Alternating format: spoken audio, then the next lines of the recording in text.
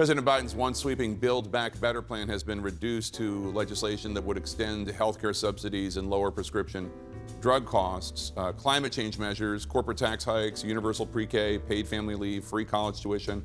All of those provisions gone, gone, gone. A lot of Democrats are blaming this all on West Virginia Democratic Senator Joe Manchin. Do you think it's fair for them to put the blame on him?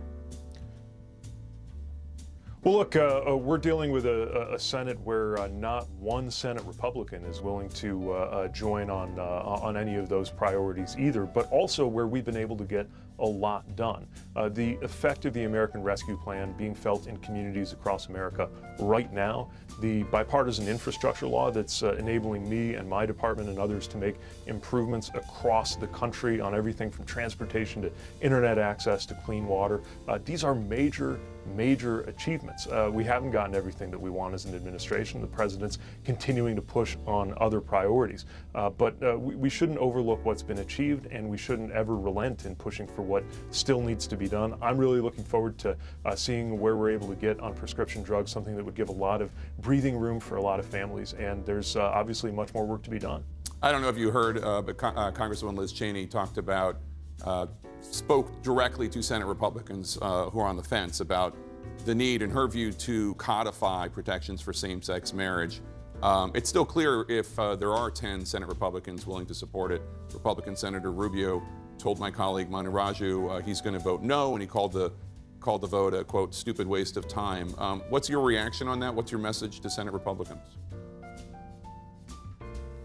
If he's got time to fight against Disney, I don't know why he wouldn't have time to help safeguard marriages like mine. Look, this is really, really important to a lot of people. It's certainly important to me. I started my day, as I try to do on weekends. I try to give Chasten a little bit of a break and do breakfast with both of our twins. And that alone, that's no small thing, as every parent of small kids knows.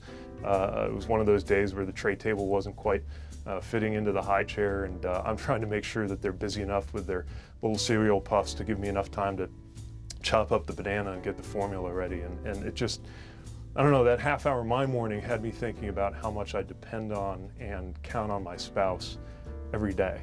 And our marriage deserves to be treated equally. And I don't know why this would be hard for a senator or a congressman. I don't understand how such a majority of House Republicans voted no on our marriage on as recently as Tuesday, hours after I was in a room with a lot of them talking about transportation policy, having what I thought were perfectly normal conversations with many of them on that subject, only for them to go around the corner and say that my marriage doesn't deserve to continue. If they don't want to spend a lot of time on this, they can vote yes and move on. And that would be really reassuring for a lot of families around America. Yep, absolutely so. Is now the right time to cut taxes? Everybody thinks that putting up taxes at this moment is going to hurt the economy. You can't put up taxes and get growth.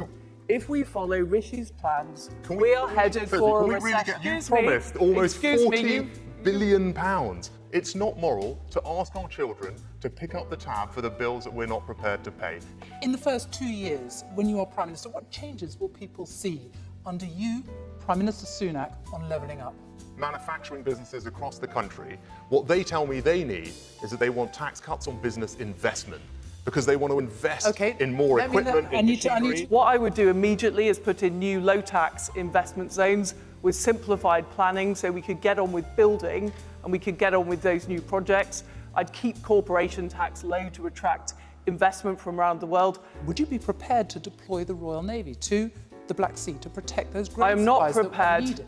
I am not prepared for the United Kingdom to become directly involved in the conflict. No, I think actually we should take a step back and recognise that we've put together one of the strongest set of economic sanctions that the world has ever seen, and that's really hampered Putin's war effort. Now about the tone of this campaign, because it has already become very personal, hasn't it? I am looking at your earrings, Liz Truss. There's talk of how much they cost in the press today. I don't know if they're the ones you're wearing, but £4.50 was the figure that was being bandied around. Your suits and your shoes, which were apparently much more expensive. I didn't have any issue with how expensive anybody else's clothes are. And actually, I think Rishi is a very finely dressed person, and I'm a great admirer of his dress sense. I want to talk about Boris Johnson. What do you say to them, people who now see you as the man who brought him down? Look, well, it was an easy decision. It was a difficult decision. I've explained my reasons for it at the time. But it was a decision I made on principle. And that's what you should know about me, that I'm always going to act on principle. What's done is done. The party has made the decision, and I don't believe that he would want further involvement. For joining me now, Mike Pompeo, former Secretary of State, Fox News contributor. Mr. Secretary, have you heard from the Speaker since you made your offer? Laura, thanks for having me on. I have not heard from her. It was a little bit tongue-in-cheek in that I'd prefer to travel with lots of other people. But having said that, this is about America. If the Speaker of the House now allows some second-rate Chinese foreign diplomat who says, boy, we might do something that's really hard on America, if your Speaker of the House, the third person, the third highest-ranking federal official, says, no, you can't come here, we're going to do something, and we acquiesce to that threat, we're in for a long decade here in the United States of America. President Biden needs to get serious. He needs to defend the things that matter to the American people, from California to New York to Florida to Washington, to allow the Chinese to just issue a statement and change the direction, change the actions that the United States will take, because we are fearful of them.